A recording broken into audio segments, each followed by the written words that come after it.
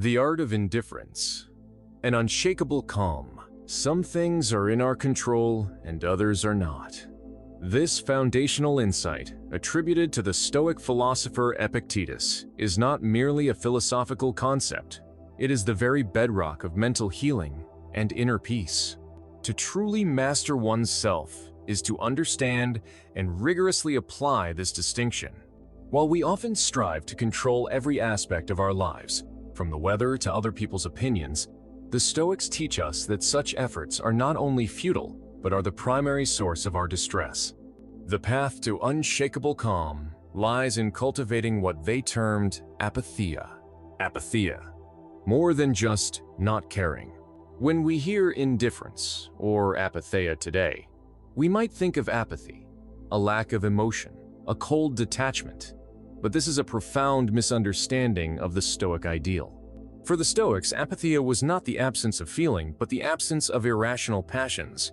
It was freedom from destructive emotions like excessive anger, debilitating fear, overwhelming grief, and insatiable craving. These passions were seen as disturbances of the mind, arising from faulty judgments about things outside our control. True apatheia meant being imperturbable in the face of external events, retaining one's reasoned judgment and inner tranquility regardless of circumstances. It was the calm clarity of a clear mountain lake, undisturbed by the winds on its surface. The lighthouse and the ocean. Distinguishing control. To cultivate this state, the Stoic continually practices the dichotomy of control. Imagine your will as a lighthouse, shining its light on what is genuinely within your power.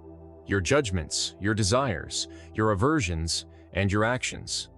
Everything else, the weather, the economy, others' opinions of you, illnesses, death, even your own body, as it is susceptible to disease and aging, is the vast, uncontrollable ocean.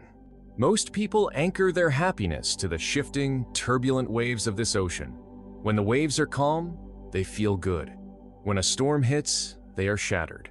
The Stoic, however, anchors their well-being firmly within the lighthouse, recognizing that only by controlling their reactions to the ocean, rather than the ocean itself, can they find enduring peace. Reclaiming your emotional freedom. The constant practice of distinguishing what is up to us from what is not becomes a powerful tool for emotional freedom. When an external event triggers a strong emotion, the Stoic pauses. Is this within my control? They ask. If the answer is no, then the appropriate response is acceptance and equanimity. If someone insults you, their words are not in your control. Your judgment about those words is, if you judge it as an affront to your dignity, you suffer. If you judge it as merely words, reflecting more on the speaker than on you, you remain undisturbed. This is not suppression of feeling, but a rational re-evaluation that prevents the feeling from escalating into a destructive passion. Training for indifference. Daily practices. Cultivating Stoic indifference is a lifelong training. It requires daily engagement with specific practices. Examining impressions. Every time an impression, a thought or feeling arises, especially a negative one, ask, is this based on reality? Is this within my control? What is the objective truth here, stripped of my emotional interpretation? Negative visualization. Regularly contemplate the loss of things you cherish, your health, your possessions, your loved ones. This isn't about being morbid, but about appreciating what you have now and preparing your mind for inevitable change. It helps you recognize that these externals are preferred indifference, not essential for your core well-being. Voluntary discomfort. Occasionally and deliberately choose a minor discomfort, e.g., a cold shower, a simple meal. This builds mental toughness and reminds you that your happiness isn't dependent on external luxuries, making you less reactive when genuine discomfort arises. Focus on virtue. Direct your desires and aversions only towards what is truly good or bad, which, for the Stoic, means virtue and vice. If your desires are always aligned with acting wisely, courageously, justly, and with temperance, then your happiness is always within your reach, regardless of external circumstances. By embracing this art of indifference, You actively choose your response to life's ebb and flow.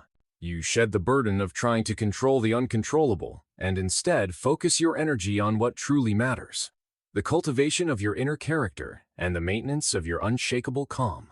This is not a passive surrender, but an active, conscious choice to be free, to be resilient, and to find serenity in a world that is inherently unpredictable. Thanks for watching. Please subscribe, like, comment and share. Thank you.